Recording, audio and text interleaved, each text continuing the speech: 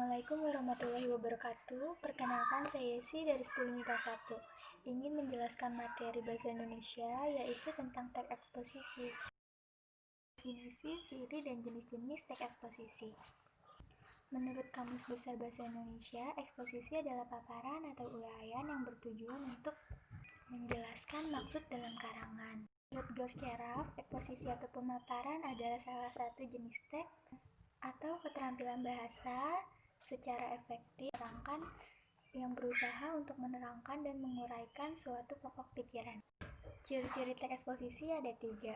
1. Penjelasan pokok persoalan secara objektif, tidak ada unsur subjektif dan juga emosional. 2. Gaya penulisan informatif. Dan yang ketiga, teksnya memuat fakta. Jenis-jenis teks eksposisi. Eksposisi definisi menjelaskan topik tertentu secara definitif, yaitu menjelaskan dengan makna. Ilustrasi ini bertujuan untuk memberikan gambaran atas suatu ide nyata agar pembaca dapat memahami dengan baik. Eksposisi identifikasi adalah sebuah teks karangan yang menyebutkan ciri-ciri. Sisi klasifikasi ini berfungsi untuk mengelompokkan atau membagi sesuatu ke dalam golongan tertentu. Sisi analisis adalah pengamatan yang mendalam pada bagian argumentasi. Sesi perbandingan adalah sebuah teks yang membandingkan satu dengan yang lainnya. Klasifikasi teks eksposisi. Teks eksposisi berarti paparan yang disampaikan kepada pembaca atau mendengar. Salah satu cara menyampaikannya dengan berpidato. Dalam naskah pidato terdapat paparan yang berupa argumentasi dan rekomendasi. Argumentasi berisi pendapat yang dikemukakan dalam pidato, sedangkan rekomendasi merupakan kesimpulan yang disampaikan dalam pidato tersebut. Fakta dan opini dalam teks eksposisi. Menurut Kamus Besar Bahasa Indonesia, fakta adalah suatu keadaan atau peristiwa yang benar-benar terjadi, sedangkan opini adalah pendapat yang dikemukakan. Dengan isi teks eksposisi.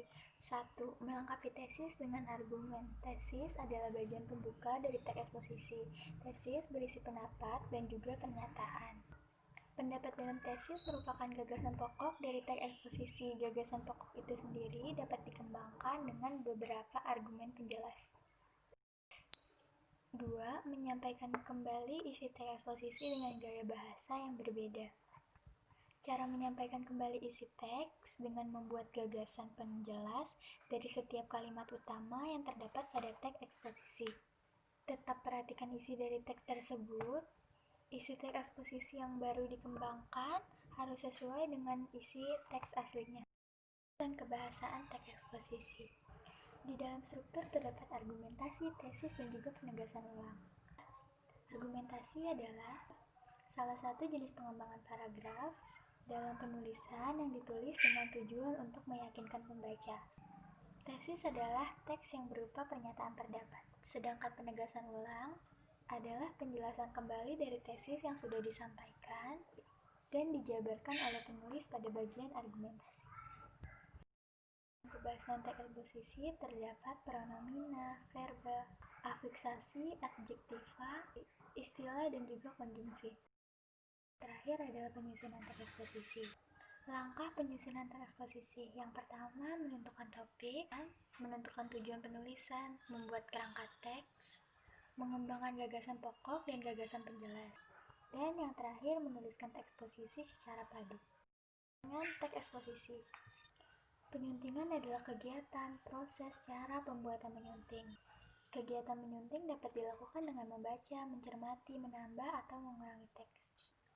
Kegiatan menyunting juga dapat dilakukan dengan memperbaiki kesalahan kebahasaan dan unsur-unsur yang kurang tepat dalam teks. Sekian penjelasan dari saya. Wassalamualaikum warahmatullahi wabarakatuh.